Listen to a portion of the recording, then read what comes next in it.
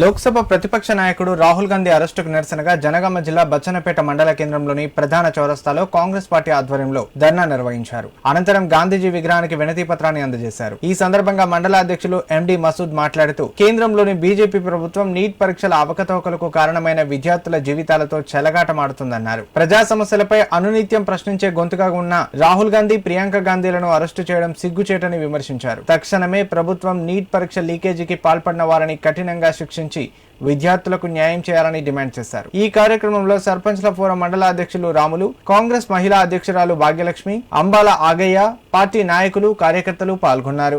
పోయి రాసినటువంటి ఆ ఎగ్జామ్ను రద్దు చేసి విద్యార్థుల భవిష్యత్తుతో ఆటలాడుతున్నటువంటి కేంద్ర ప్రభుత్వాన్ని నిరసన తెలపడానికి మా నాయకులు రాహుల్ గాంధీ గారు, ప్రియాంక గాంధీ గారు, అదేవిధంగా 100 మంది ఎంపీలను వెంటబెట్టుకొని ప్రధాని నివాసానికి నిరసన తెలపడానికి వెళ్ళినటువంటి సందర్భంలో వారిని అరెస్ట్ చేసి, పోలీసు వాళ్ళు అరెస్ట్ చేసి వారిని జైలులో నింపడం జరిగింది. అదేవిధంగా